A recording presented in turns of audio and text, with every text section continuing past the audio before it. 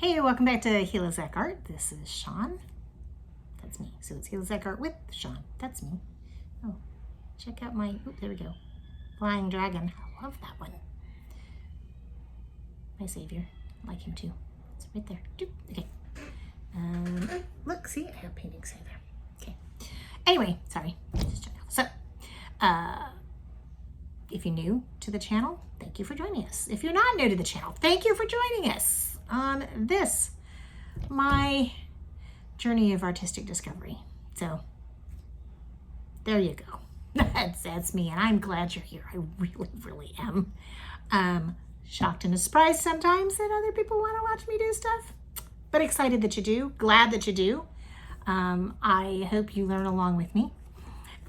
So I'm going to, you probably, if you watched my last video, you saw me do my glow in the darks. Oh, sorry, let's try that again because there's 6 of them. Oop, my glow in the darks with on some tiles.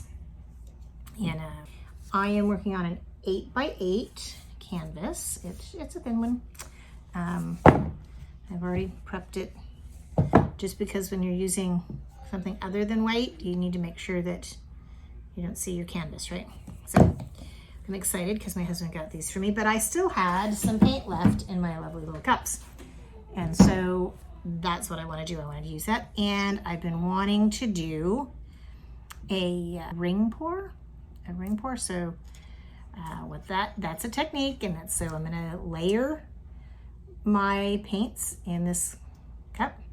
And then I'm going to pour them onto the canvas while moving my finger like this to make a ring with the paint. That's a ring pour. I put a little bit of black down just to help things move along a little bit. Yes, I do want it on black, so you're going to do that, but let me get you turned down so you can watch what I'm doing. Oops. That way. There you go. Okay. So before I get started pouring, I wanted to show you the glow in the dark portion of those tiles I did. So I took this picture in my closet. So here they are. All right, so I'm going to start with a little bit of this in the middle and let it kind of sit there for just a minute while I layer up my cup.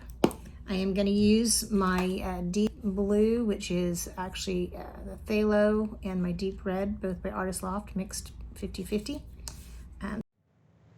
I sped this up just because very slow process. I didn't have enough paint in the cups for them to pour out well. In the end, I did wind up using way too much of the deep blue. It was pretty on the canvas, but it really dark, and it did not glow at all in the dark. So please watch the process because the process is good and important. And it did really look cool. So I will redo it, but with better paints and such. But it's a really neat process. It did turn out really pretty before it dried. Everything dried really dark. But the ring pour is just where you're layering your colors in the cup, and it's going to be called a straight pour. The way you layer it, or can be used for a ring pour, either way. But the way you put it in the cup is called a straight pour, or a clean cup. Anyway, it's where you're layering the paint down the sides of the cup so that they layer instead of mixing. If it were to be called a dirty cup pour, which I have not yet done, then you would be pouring the paints in at the center from up high so that they actually mix a little bit. The ring pour technique has to do with how it comes out of the cup. So you're moving your hand in a circular motion as the paints come out. So this is a very good example of all of that. I just didn't quite have enough paint of my colors, and I wound up using way too much of the deep blue for the end result that I was looking for. You need to make sure you catch that last drip so it doesn't mess up your composition, but check out the rings, and that's why it's called a ring pour. It looks like the rings of the inside of a tree, which is really pretty. And then I'm just adding some more of the deep blue, the black actually around the outside of it to help it flow better. Again, too much of the dark stuff.